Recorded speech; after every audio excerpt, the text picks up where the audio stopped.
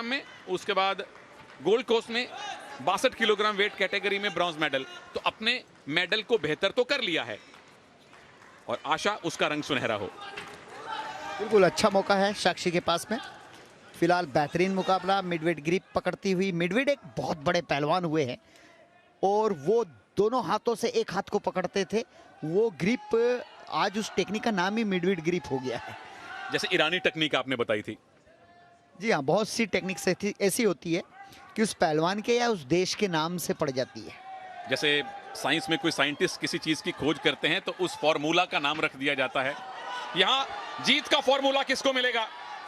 साक्षी के हाथों में विरोधी के हाथ हैं और साक्षी के पास अवसर है पीछे जाके टेक डाउन बनाने का, लेकिन छूटी कैनेडियन और वापस साक्षी पे अटैक किया और ये 2 पॉइंट का उनका दावा है। मिल जाएंगे गोंजालेस को 2 पॉइंट और अब साक्षी को करना है मैट डिफेंस।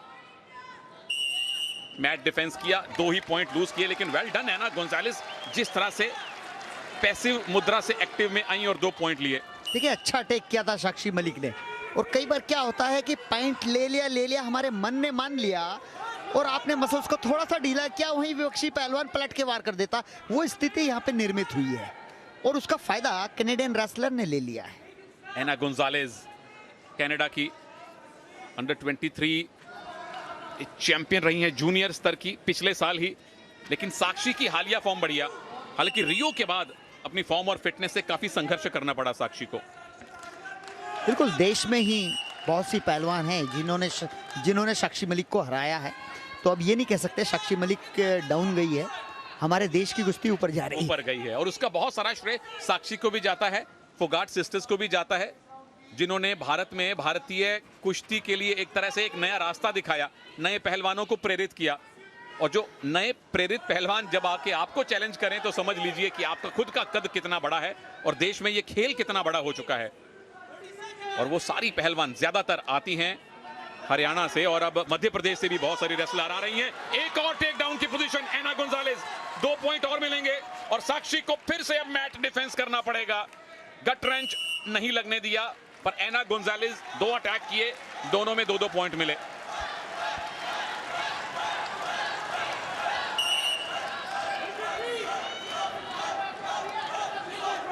आखिरी 10-12 सेकंड हैं, क्या साक्षी इस पहले राउंड में खाता भी खोल पाएंगी? हालांकि 3 मिनट पूरे बाकी हैं अभी और 3 मिनट एक बहुत लंबा समय है आपके लिए वापसी करने को रेसलिंग में। पर पहला राउंड कनाडा की एना गोंजालेस के पक्ष में रहा है। 4-0 से वो भारत की साक्षी मलिक पर हावी हैं। प्रहार करने होंगे, अब समय नहीं है कि आप डिफेंसिव खेलें। चलिए, ऑफेंस और डिफेंस दोनों करने के लिए अब 3 मिनट बाकी हैं। सवाल यह है कि साक्षी कितनी जल्दी वापसी करेंगी या एना गोंजालेस इसी मुद्रा में और पॉइंट बटोरेंगी। मेडल कंफर्म है, पर हमारी आशा, हमारी प्रार्थना गोल्ड के लिए है। ये साक्षी ने पहली ग्रिप बनाई है, टेक डाउन के 2 पॉइंट हासिल किए हैं। पावलिना जॉर्जियो का इशारा 2 पॉइंट और अब पलट दीजिए विरोधी को, स्टेडियम की छत दिखा दीजिए, 2 पॉइंट और मिलेंगे, स्कोर बराबर। और ये पिन फॉल की पोजीशन में साक्षी ला रही हैं, दोनों कंधे जमीन पर लगाइए साक्षी, एना को स्टेडियम की छत दिखवाइए साक्षी। पिन फॉल करके साक्षी मलिक ने ये गोल्ड मेडल जीता है। 4-0 से पीछे थी, वापसी की, एक ही मूव में 4 पॉइंट बटोरे और उसके बाद चित कर दिया, पिन कर दिया, भारत को 8वां गोल्ड मेडल दिलवा दिया। मुबारक साक्षी, बहुत बहुत मुबारक इस बेहतरीन जीत के लिए आपको। बिल्कुल, बहुत ही अच्छा दस्ती खींचते हुए डबल लेग अटैक बनाया, डेंजर पोजीशन में नहीं गिराई, टेक डाउन किया और फिर उसके बाद डेंजर किया। ये चालाकी होती है, अगर डेंजर गिराती तो 4 अंक वैसे मिलते, टेक डाउन किया फिर 2 अंक लेना साक्षी को पता था, पूरी जान झोंक दी कि 4-4 बराबर जब ही होंगे जब पीठ की तरफ मैं डेंजर कर लूंगी। और यहाँ पर डेंजर ही नहीं किया, चटपट के आधार पर कुश्ती की दिशा ही बदल दी। और ये देखिए कैसे दिशा बदली, पहले गिराया नॉन डेंजर पोजीशन में, जैसा कृपा जी बता रहे हैं, 2 पॉइंट बटोरे, दोबारा से एक और मूव लगाया, इसी मुद्रा में, और पावलीना जॉर्जियो को देखिए नजरें कंधों पर। जब कंधे जमीन पे लगे आधे सेकंड के लिए रेफरी वेट करते हैं, बोलते हैं टॉम्बे, और तब तक अगर कंधे लगे रहे, ये कंधे लगे आधे सेकंड के लिए, और यहां पे पावलीना जॉर्जियो का हाथ पड़ा मैट पर और भारत का हाथ पड़ा, साक्षी का हाथ पड़ा 8वें गोल्ड मेडल पर।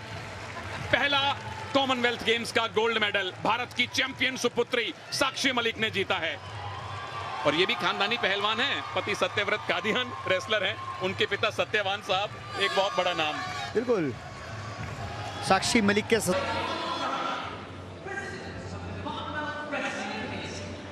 जॉन रायन साहब बहुत बहुत स्वागत, कॉमनवेल्थ रेसलिंग कमेटी के प्रेसिडेंट।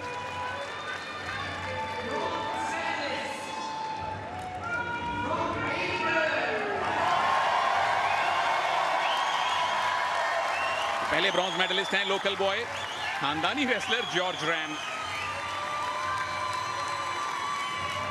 मेडल का रंग भले ही ब्रॉन्ज है, लेकिन आप पोडियम पे पहुंचे हैं तो आपकी जो क्राउड है, आपके जो समर्थक हैं, बिल्कुल खुश होने का अवसर है उनके लिए।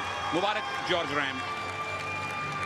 11-0 से इन्होंने अपना मेडल मुकाबला जीता था टेक्निकल सुपीरियोरिटी पर।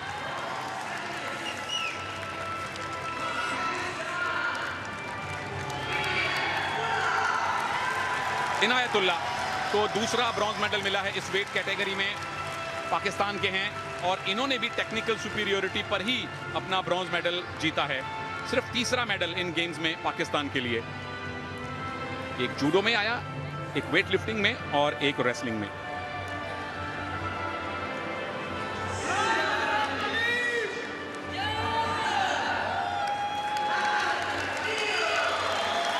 लैकलैंड मैकनियल जो कि फाइनल मुकाबला खेले थे बजरंग पूनिया से, कनाडा के हैं, और अपने से कहीं बेहतर रेसलर से इन्होंने बाउट लड़ी, सिर्फ 2 अंक लिए, और इनफैक्ट पहले पहलवान बने जिसने बजरंग के खिलाफ पॉइंट लिए हों इन कॉमनवेल्थ गेम्स में। तो सिल्वर के लिए मुबारक आपको।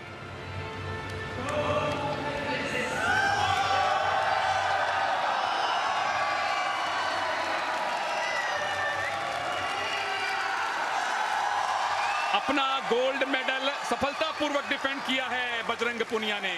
गोल्ड कोस्ट में गोल्ड जीता और बर्मिंघम में भी गोल्ड जीता बजरंग पूनिया ने।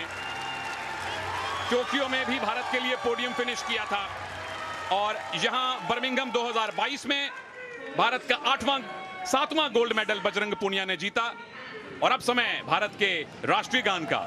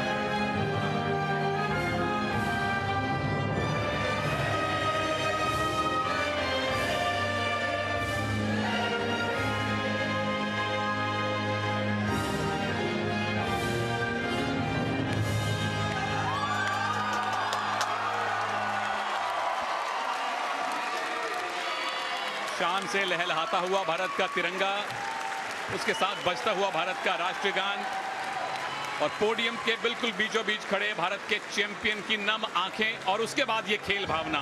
क्या सुंदर दृश्य है। भारत गोल्ड